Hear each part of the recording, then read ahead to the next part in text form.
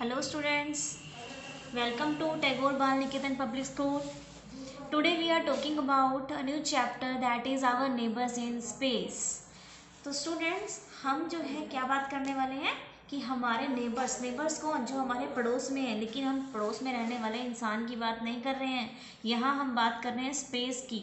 Space हमारा अंतरिक्ष, हमारा जो यूनिवर्स है, ब्रह्मांड है, हमारी अर्थ के आसपास जितनी भी चीज़ें हैं उनकी बात करेंगे आज हम यहाँ। ठीक है, तो जैसे हमारे घरों में हमारे आसपास हमारे नेबर्स होते हैं, इसी तरह से जो हमारी अर्थ है, पूरी हमारा प्लानेट जो है, उसके आसपास इतनी ही बड़ी जो है, काफ़ी बड़ी जो है बॉडीज़ हैं, उनकी बात कर रहे हैं, वो हमारे अर्थ के नेबर्स हैं। ठीक है, तो सबसे पहले जो मेन इम्पोर्टेंट जो हमारे सिस्टम है वो है सोलर सिस्टम।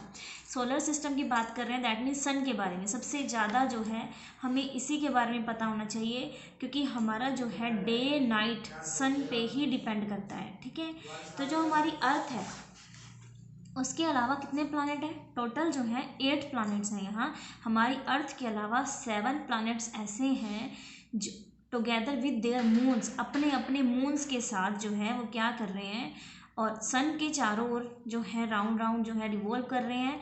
तो इन सबको मिला के जो है हमारा क्या बनता है? सोलर सिस्टम बनता है। सोलर सिस्टम में क्या क्या आएगा? सन आएगा मेन कंपोनेंट। सन के बाद प्लैनेट्स। प्लैनेट्स क्या होते हैं? अगर आप डिफाइन करोगे प्लैनेट को, तो प्लैनेट वो चीज़ होती हैं जो सन के अराउंड जो है रिवॉल्व करते हैं। ठीक है, और अपने अपने मून के साथ। मून क्या होते हैं? मून वो होते हैं जो प्लैनेट के चारों ओर रिवॉल्व कर रहे हैं, चारों ओर घूम रहे हैं, वो होते हैं उनके मून। ठीक है, जिस तरह से हमारी अर्थ का एक मून है, वो मून आपको पता ही है, वही मून जो है अर्थ के चारों ओर रिवॉल्व कर रहा है। ठीक है, तो मेन कंपोनेंट जो है कहाँ से स्टार्ट होगा? सन से। सन मेन है, तो सबसे पहले सन की ही बात करते हैं। सन क्या है? हेड है। सोलर सिस्टम का हेड जो है वो सन है, और वो कहाँ प्रेजेंट होगा? सेंटर में प्रेजेंट होगा। सेंटर में प्रेजेंट है, और सारे ही प्लानेट, ये सन है अगर, तो उसके चारों ओर जो है सारे ही प्लानेट रिवॉल्व कर रहे हैं। ठीक है, इतनी बड़ी बॉल है ये फायर की, और मेन सोर्स पूरे सोलर सिस्टम को एनर्जी मिल रही है, वो कहाँ से मिल रही है? ये अकेला है सन जो प्रोवाइड कर रहा है पूरे सोलर सिस्टम को एनर्जी। ठीक है, ये मीडियम साइज का स्टार है, और हमारे साइंटिस्ट ने इसको नाम क्या दिया है? सोल। तो इसलिए हम इसको सोलर सिस्टम बोल देते हैं, क्योंकि सारा सिस्टम जो है इसी पे डिपेंड करता है। ठीक है, जो मेन हो गया सन। अब सन के चारों ओर जो प्लैनेट्स रिवॉल्व कर रहे हैं, उन प्लैनेट्स की बात करते हैं हम। सबसे पहले बात कर रहे हैं मरकरी की। सबसे पास, अगर जो सन के पास सबसे पास जो कोई अगर प्लैनेट है, तो उसका नाम है मरकरी। तो मरकरी वो प्लैनेट है जो सबसे ज़्यादा क्लोज है सन के। क्वेश्चंस कैसे पूछा जाता है आपसे कि सन के चारों ओर जो है सबसे जो प्लैनेट्स हैं उसमें फर्स्ट नंबर पे कौन आता है? तो फर्स्ट नंबर पे मरकरी आता है, और सबसे स्मॉलेस्ट प्लैनेट भी बोल सकते हैं इसको, सबसे छोटा प्लैनेट। साइज के अकॉर्डिंग अगर देखें, सबसे छोटा प्लैनेट भी यही है, और सबसे क्लोज भी यही है।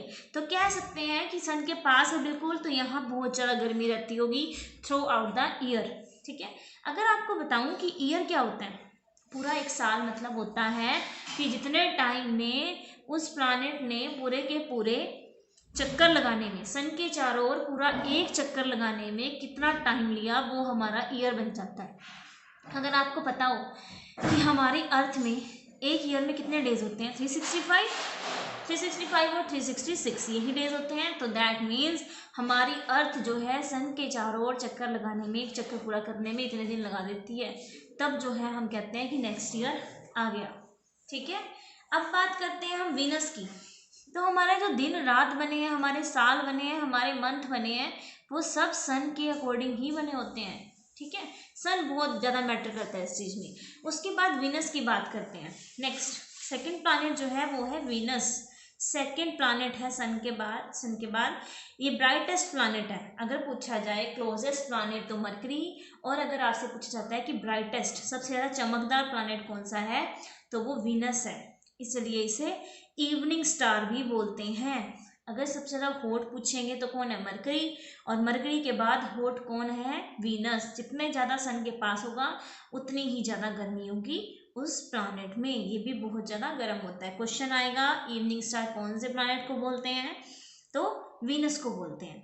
ठीक है, नेक्स्ट 8 प्लानिट है टोटल, हमने 2 के बारे में डिस्कस कर लिया। नेक्स्ट थर्ड नंबर पे आते हैं। जो थर्ड नंबर पे प्लानिट है वो है हमारी अर्थ। अर्थ की बात करते हैं।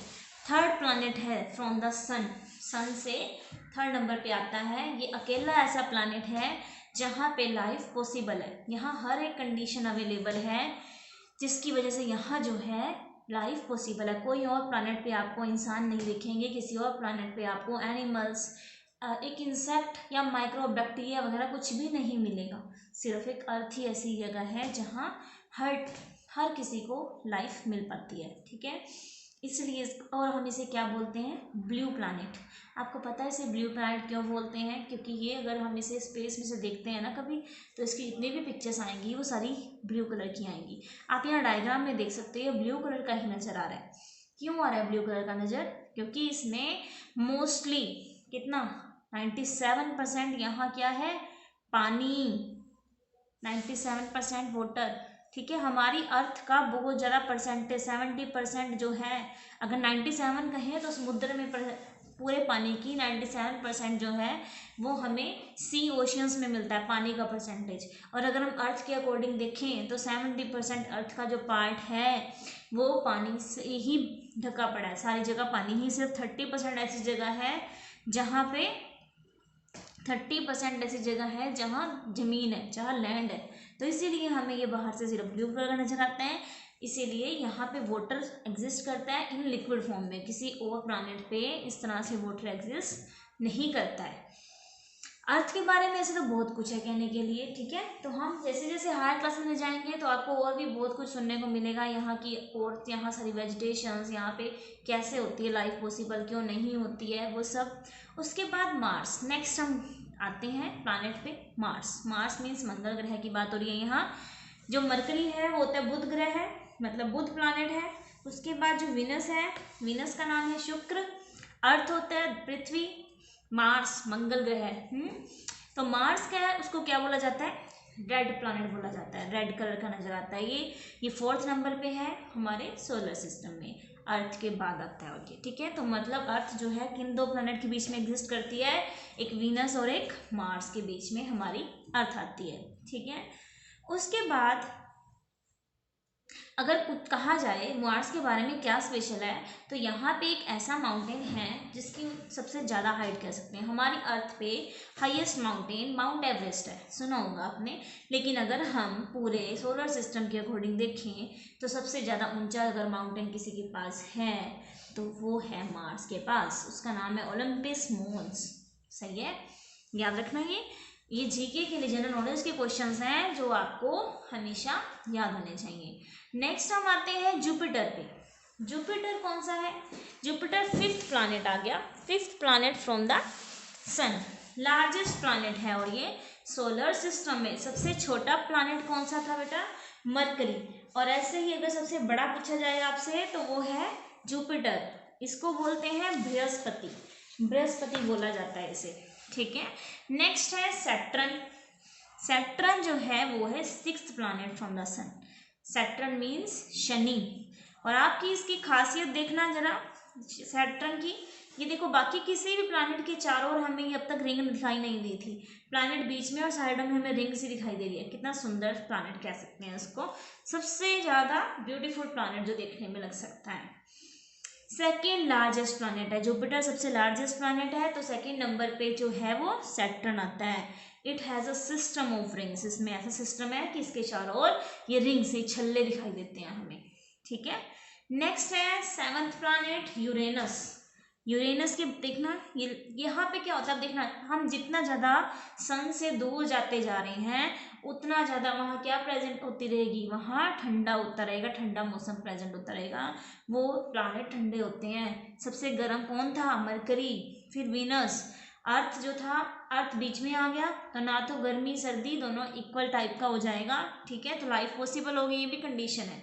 लेकिन हम इतना ज़्यादा दूर जा रहे हैं उससे, यूरेनस पे पहुंच गए हैं तो वो तो सन से बहुत ज़्यादा दूर हो गया, तो उसको तो मिनिमम लाइट मिलती होगी सन की, सही है। तो यहाँ जो है कोल्ड क्लाइमेट रहता है। Neptune, last planet is the Neptune, 8th number पे और सबसे दूर सन से तो आपको ये जो है लाइन वाइज सीक्वेंस में याद होने चाहिए सारे के सारे planets, Mercury, Venus, Earth, Mars, Jupiter, Saturn, Uranus, Neptune. Okay students, ये आपको हायर क्लासेस तक काम आने वाला है। अपार्ट फ्रॉम दीज कुछ यहाँ पे ड्वार्फ प्लैनेट भी होते हैं। आपको पता है जो हम पहले पढ़ा करते थे, हम 8 प्लैनेट नहीं, हम कहा करते थे 9 प्लैनेट एग्जिस्ट देयर, 9 प्लैनेट। लेकिन अब जो है हमने इसको जो है 9th प्लैनेट को निकाल दिया बीच में से। सोलर सिस्टम फैमिली का ही मेंबर है और वो है प्लूटो। पहले जो है इसको ड्वार्फ प्लैनेट बोलते हैं। 8 प्लैनेट मेन है, इसको ड्वार्फ बहुत छोटा प्लैनेट है, लेकिन इसको पहले जो है प्लैनेट्स में ही कंसिडर किया जाता था। 9 प्लैनेट्स हम बोलते थे मीन्स हम कहते थे 9 ग्रह प्रेजेंट होते हैं। ठीक है, तो इस तरह से स्टूडेंट्स हमने जो है ये चैप्टर के अभी क्या पढ़ा है, सोलर सिस्टम के बारे में पढ़ा है सिर्फ। उसके बाद हम कुछ और टॉपिक डिस्कस करेंगे that is important for you. तब तक के लिए bye bye, have a nice day students, take care.